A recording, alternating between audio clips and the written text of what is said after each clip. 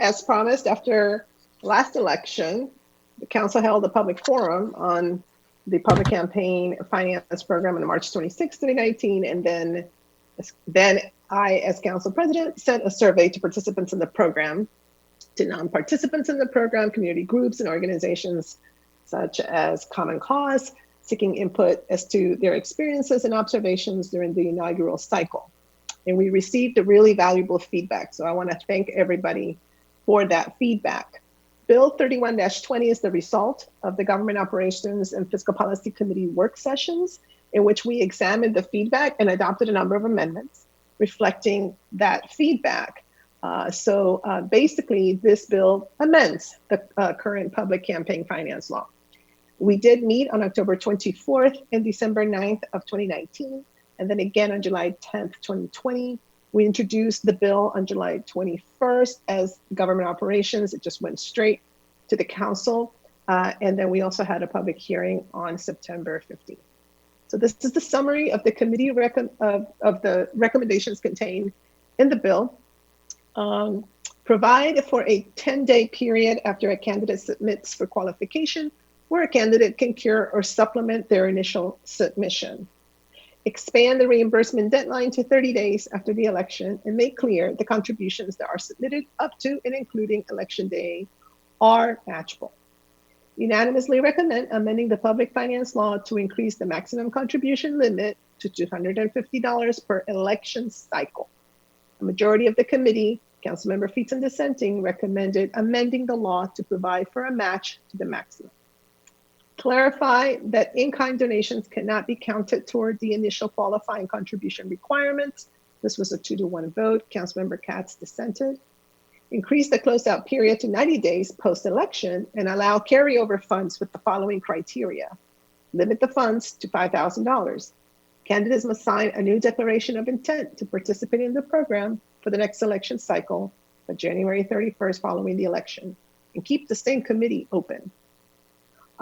We also heard that a majority of council members supported a special account for recount situations, which does require state legislation, and therefore this recommendation is not reflected in the draft bill. The council staff is going to work with our Office of Intergovernmental Relations to implement the recommendation. Also, it includes providing more severe penalties for campaigns that intentionally undermine the program's requirements and intent. Also clarifies that a campaign that fails to qualify for the program converts to a traditional campaign. It also expands the duties of the committee to recommend funding for the Public Election Fund to include public education and engagement, increase the number of committee members, and add language to ensure that the committee reflects the diversity of the county. And this is something that particular committee really wanted, and we think we thought it would be a really great way of doing this. I want to thank all my colleagues for their input during the process of refining the bill, as well as for everyone who testified, wrote in, and answered the survey we sent out, because without all your voices, the bill would look a lot less complete. That being said, I would like to officially move this bill, which does reflect the GO's government operations work, plus 3 amendments. One amendment is to require the county executive to designate someone as a liaison for the public campaign financing program.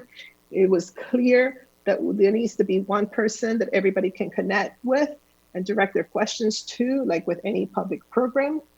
Number 2, and this is something that is sort of new, but I would like to move that given the uncertainty and the unprecedented fiscal impact of this pandemic, that what Councilmember Feetson wanted, which was to increase from $150 to $250, but not matching the extra $100.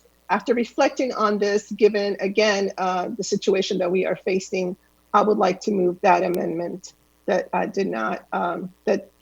didn't make it during our work sessions. And then thirdly, there are some technical adjustments as well contained in there in the packet.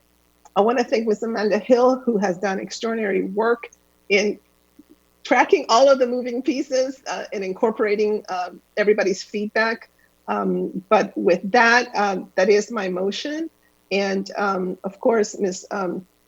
Myhill is also available in case I missed something or to clarify anything in particular.